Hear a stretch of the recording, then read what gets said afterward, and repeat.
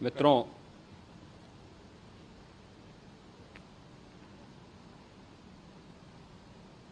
महाकुंभ प्रयागराज का आज मौनी अमावस्या का मुख्य स्नान है और कल सायंकाल 7 बजे से ही काफ़ी बड़ी संख्या में श्रद्धालुजन प्रयागराज पहुंच करके स्नान भी कर रहे थे और काफ़ी बड़ी संख्या में श्रद्धालुजन ब्रह्म मुहूर्त का भी इंतजार कर रहे थे। एक दुर्भाग्यपूर्ण हादसा इसी दौरान अखाड़ा मार्ग पर संगम के तट पर हुआ, जिसमें 90 से ज़्यादा लोग गंभीर रूप से या सामान्य रूप से घायल हुए। यह हादसा भारी भीड़ के द्वारा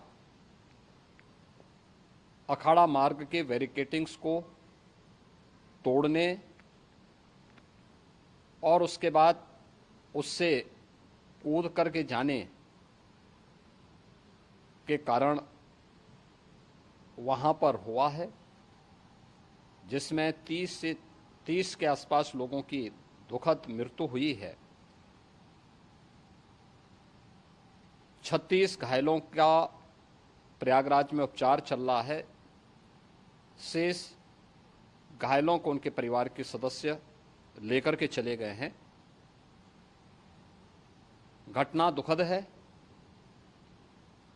मर्माहत करने वाला है।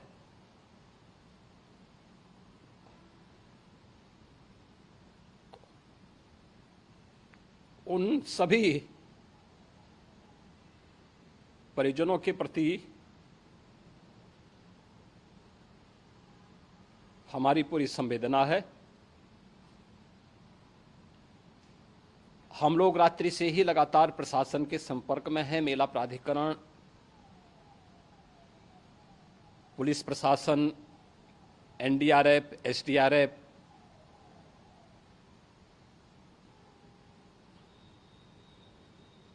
और भी अन्य जितने भी व्यवस्थाएं हो सकती थी उन सबको वहां पर तैनात किया गया है। परिणाम उसी का है कि हादसे के कुछ ही देर के बाद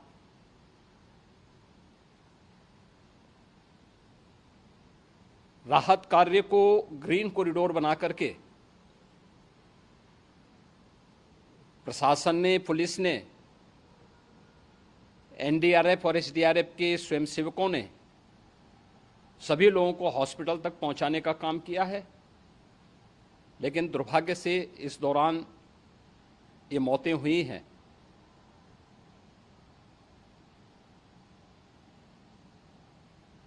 स्वाभाविक रूप से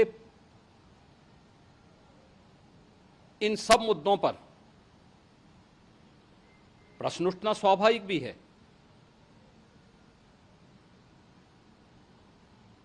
उपचार के बाद बहुत सारे लोग अपने परिवारजनों के साथ जा चुके हैं, उनके परिवार के लोग ले जा चुके हैं। जो बाकी बच्चे हैं उनका उपचार चल रहा है। उपचार के सारे इंतजाम वहाँ किए गए हैं।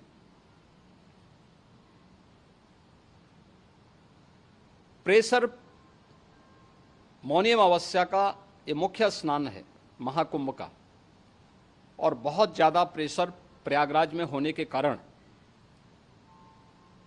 सभी प्रकार के मार्ग भी चौक थे। रात्रि से ही प्रशासन उन मार्गों को खुलवाने और स्थिति को सामान्य करने के लिए पूरी तत्परता के साथ लगा भी रहा।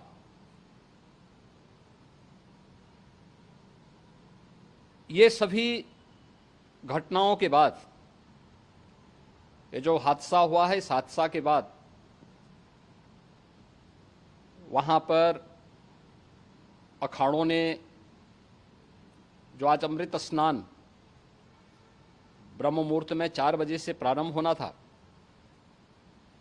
मेला प्राधिकरण के अनुरोध पर उन्होंने स्थगित किया था। अपराह्न में अमृत स्नान प्रारंभ हुआ, जिसमें सभी अखाड़ों ने और अन्य जो सहयोगी संस्थाएं हैं उन लोगों ने इसमें भाग लिया। सभी पूज्य आचार्य महामंडलेश्वर भी इस अमृत स्नान में भागीदार बने। प्रयागराज में आज 8 करोड़ से अधिक लोगों का, श्रद्धालुओं का दबाव था। यद्यपि अगल बगल के जनपदों में मिर्जापुर, भदोई, प्रतापगढ़, फतेहपुर, कौशाम्बी, इन सभी जनपदों में भी होर्डिंग एरिया बना करके काफी बड़े पैमाने पर श्रद्धालुओं जनों को रोका गया था, जिन्हें अमृत स्नान संपन्न होने के बाद, जब सभी अखाड़े स्नान संपन्न कर चुके हैं, उसके बाद अब वहां से रिलीज किया गया है।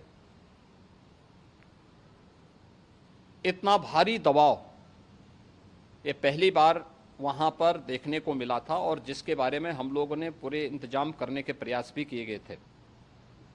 रेलवे स्टेशनों पर, चाहे वह झूसी हो, चाहे वह प्रयागराज सिटी हो, प्रयागराज हो, फाफामऊ हो, उन सभी पर लगातार दबाव बना रहा। रेलवे ने भी इस दौरान वहां के दबाव को ध्यान में रखते हुए मेला स्पेशल चलाई। रूटीन और मेला स्पेशल को मिलाकर के लगभग 300 से अधिक ट्रेन रेलवे के द्वारा अब तक चलाई जा चुकी हैं, और जिससे श्रद्धालु जनों को उनके गंतव्य तक पहुंचाया जा सके। उत्तर प्रदेश परिवहन निगम ने भी अपनी 8000 से अधिक बसेज श्रद्धालु जनों को उनके गंतव्य तक पहुंचाने के लिए लगाया हुआ है, और जिससे उन सबको सुरक्षित उनके घरों तक पहुंचाया जा सके। दिन भर स्मूथली, बहुत ही सुगमता के साथ पूरा स्नान इसके बाद हुआ है, जिसमें पूज्य शंकराचार्य, आचार्य महामंडलेश्वर, वरिष्ठ संतजन और सभी अखाड़ों ने इसमें पूरा सहयोग भी किया और पूरे कार्यक्रम को सकुशल संपन्न करने में अपना योगदान भी दिया है। ये सभी घटनाएं मर्माहत करने वाली भी हैं और एक सबक भी है, लेकिन हादसे के तह में भी जाने की आवश्यकता है, और इसी दिशा से सरकार ने भी तय किया है कि हम इसकी एक जुडिशियल इंक्वायरी भी करेंगे, क्योंकि कई बार रिव्यू होने के बाद स्थानीय स्तर पर हर प्रकार की सतर्कता के बाद आखिर कहां से ऐसे हादसे फिर भी होते हैं और हुए हैं। इसके लिए हम लोगों ने न्यायमूर्ति हर्ष कुमार के नेतृत्व में पूर्व डीजी श्री वीके गुप्ता और retired IAS Shri DK Singh, इन 3 सदस्यीय जुडिशियल कमीशन को भी इसके लिए गठित किया जा रहा है। इन सभी अन्य कार्यों के साथ साथ हम लोगों ने वहां की पूरी घटना पर आज पूरे दिन भर एक एक घटना को लेकर के मुख्यमंत्री का जो कंट्रोल रूम था, उस कंट्रोल रूम से भी,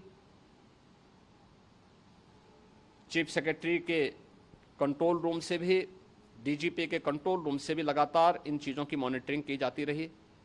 दिन भर बैठक चली है और लगातार एक एक घटना को लेकर के वहाँ पर प्रशासन के साथ संवाद भी रहा है, विभिन्न अखाड़ों के साथ संवाद रहा है, अन्य संतों के साथ भी दिन भर हम लोग संवाद बनाते रहे हैं। प्रातःकाल से आदरणीय प्रधानमंत्री जी का,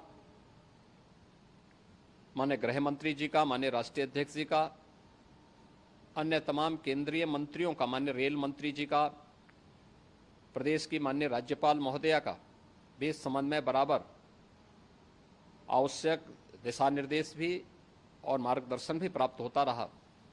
इसको लेकर के यहाँ पर सरकार ने उसे नीचे मजबूती के साथ उतारने का कार्य करने का प्रयास किया।